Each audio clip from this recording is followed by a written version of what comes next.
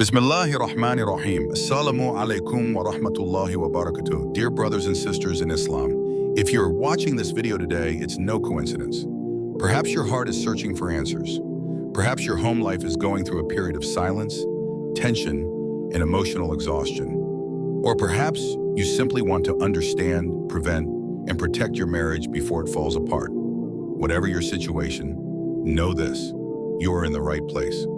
Welcome to the Muslim Marital Life Channel, a space for remembrance, truth, and hope, a channel created to speak about what many experience in silence, a channel that doesn't seek to judge, but to enlighten. Here, we talk about halal love, responsibility, patience, mercy, and above all, the place of Allah at the center of the home. Before going any further, allow me to speak to you honestly.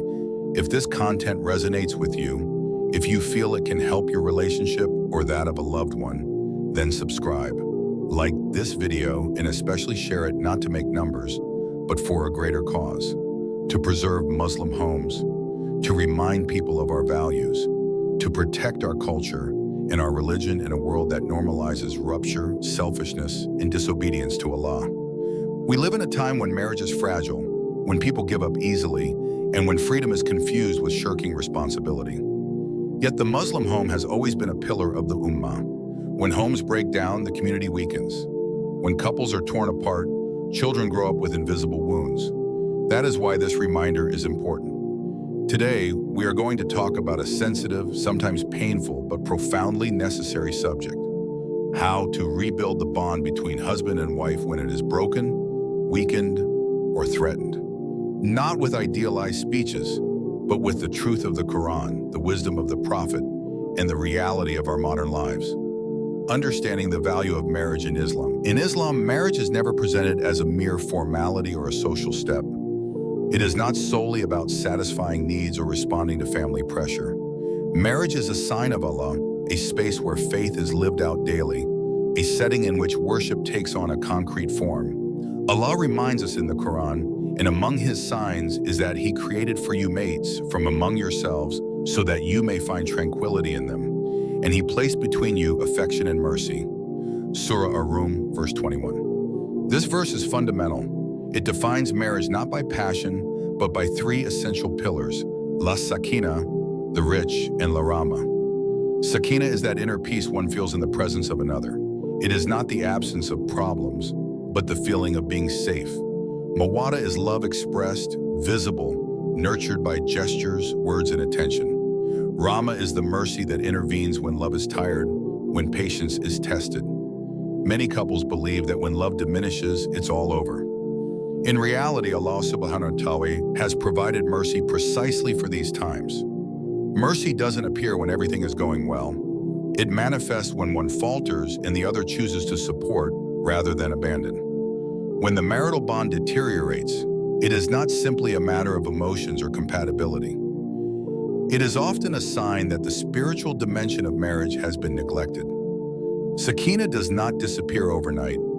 It fades slowly when the remembrance of Allah leaves the home, when intentions are lost, when each person begins to live for themselves rather than for Allah. Understanding this profoundly changes the way we approach marital crises. We no longer simply seek to fix a relationship, but to realigning marriage with its spiritual meaning. The causes that destroy the marital bond. Many couples don't separate because of a major event. It's not always a betrayal or a scandal. Often the bond deteriorates in silence, through the accumulation of small, unspoken hurts. Lack of communication is one of the most frequent causes. Two people can live under the same roof, share the same responsibilities, sleep in the same bed, yet remain emotionally distant from one another. We talk about logistics, never about feelings. We exchange information, but not emotions. The heart remains silent. A husband comes home exhausted after a long day. He sits down, looks at his phone, and doesn't speak. The wife interprets this silence as disinterest. She feels alone, invisible. She complains, sometimes clumsily. The husband, already tired, feels attacked and withdraws even further. Unintentionally, each builds a wall, brick by brick. The Prophet reminds us, however, the best among you is the best towards your family. Kindness often begins with listening. Listening without interrupting. listening without defending oneself, listening to understand, not to respond. Added to that is pride, that little inner voice that whispers, it's always someone else who's the problem. Pride prevents us from acknowledging our mistakes, asking for forgiveness, and taking the first step. Yet in a relationship, the one who humbles themselves for Allah always wins. A lack of spirituality then amplifies tensions. When prayer is no longer a sacred ritual, when the Quran is no longer present in the home, when supplications disappear, hearts harden, arguments become more frequent, and devils find fertile ground. Finally, external influences play a destructive role. Social media presents idealized, filtered, unrealistic marriages. People start comparing, envying, and thinking that things are better elsewhere. These comparisons create dissatisfaction, even in households that were previously thriving. Islamic teachings to rebuild the bond. When the bond is weakened, Islam does not offer superficial solutions. It calls for inner transformation. The first key is the sincere apology. Allah says, "Let them forgive and pardon. Do you not love that Allah should forgive you?" This verse confronts us with a direct question. Do we want Allah's forgiveness? If so, then forgiving our spouse becomes an act of worship. Forgiving does not mean denying the pain, but refusing to let resentment rule the heart. The Prophet then offers us a living example through his behavior with his wives. He was neither distant, nor authoritarian, nor harsh. He participated in household chores, listened, and comforted them. He demonstrated that manhood in Islam lies not in domination, but in responsibility and gentleness. Aisha, may Allah be pleased with her, reported that he served his family. This simple statement overturns many erroneous cultural notions. It shows that love is manifested in everyday actions, not just in grand speeches. Finally, gentleness is a major key. The Prophet ﷺ said, "Gentleness is never found in anything without embellishing it."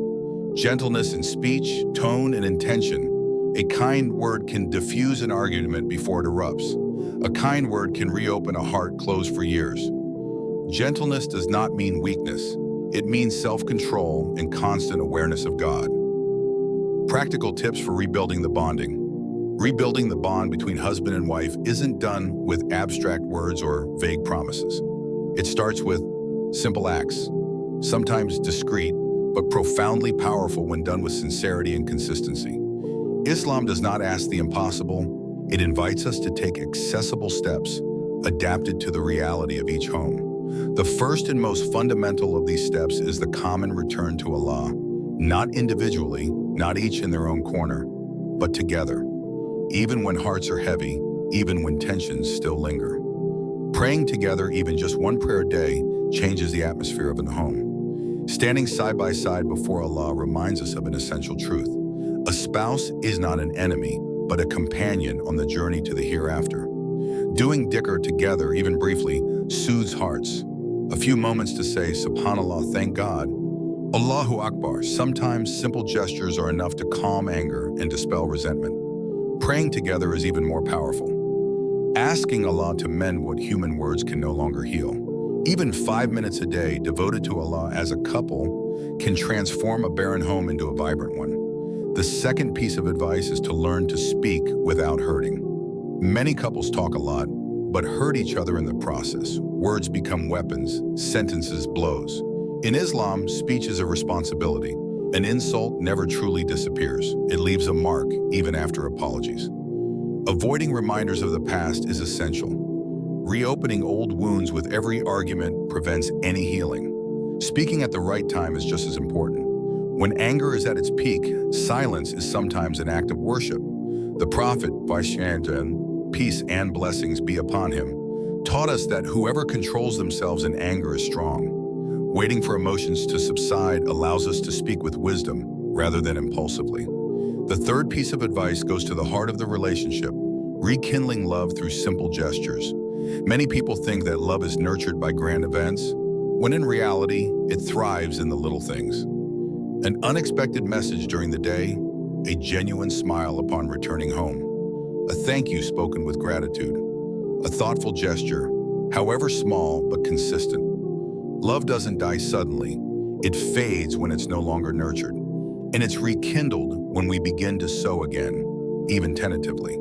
These repeated gestures create an atmosphere of emotional security where everyone feels seen, appreciated, and respected. Finally, it is important to understand that seeking help is not a failure.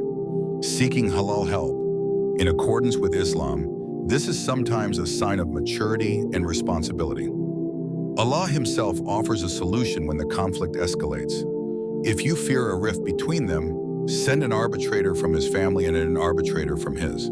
This shows that some situations require an outside perspective. Wise, benevolent, and above all, guided by faith. The goal is not to take sides, but to heal, to soothe, to remind the spouses of Allah when they can no longer manage on their own. Real-life example. Imagine a couple married for 10 years. 10 years of living together, of memories, perhaps children, but also of accumulated frustrations. Over time, conversations have become less frequent. Arguments have become more common. The house is silent, but this silence is not peaceful. It is heavy. They have reached a point where the word divorce, it's no longer taboo. It's spoken, sometimes angrily, sometimes wearily. Everyone thinks they've tried everything. Everyone feels misunderstood. Hearts are weary. One day, without much fanfare, they decided to try something different. Not a magic solution, not an unrealistic promise, just a sincere return to Allah. They began by praying together, even if awkwardly at first. They didn't talk much, but they stood side by side before their Lord. Gradually, they make a conscious effort to speak to each other respectfully, not to win an argument, but to preserve the relationship. Before each dispute, one of them invokes Allah. This simple supplication changes the tone, calms the anger, and brings about a pause. The weeks go by. The problems don't miraculously disappear, but the way they face them changes. Words become gentler, silence is less heavy, gestures more attentive. They begin to see each other not as adversaries, but as two imperfect believers seeking Allah's pleasure. Today, when asked what saved their marriage, their answer is simple, almost disconcerting in its simplicity. It wasn't our love that was lacking, it was Allah at the center of our home. This phrase sums up a profound truth. Many couples still have love, but they have lost their way. When Allah takes His central place, even a weary love finds meaning, direction, and a reason to persevere. Dear brothers and sisters, it is important to remember that no marriage is perfect. Difficulties are not a sign of failure, but a test. A marriage can be weakened, but it can also become profoundly blessed when rebuilt on solid foundations. Islam, patience, and mercy. Allah loves those who make amends. He loves those who persevere, even when they are weary. He loves those who choose patience over flight, wisdom over pride, and faith over anger. Giving up is easy. Rebuilding requires courage, but brings immense reward. Every step taken to preserve a home is an act of worship. Every effort to mend a relationship is seen by Allah. Nothing is lost when it is done for Him. If this video has helped you, if it has awakened something in your heart, then don't keep it to yourself. Subscribe to the channel, like this video, share it widely to keep the Muslim world disciplined so that our homes remain faithful to Islam, to preserve our culture and our religion. May Allah bless your homes, may He restore love in your hearts, and may He make our marriages sources of peace and light. Assalamu alaikum wa rahmatullahi wa barakatuh.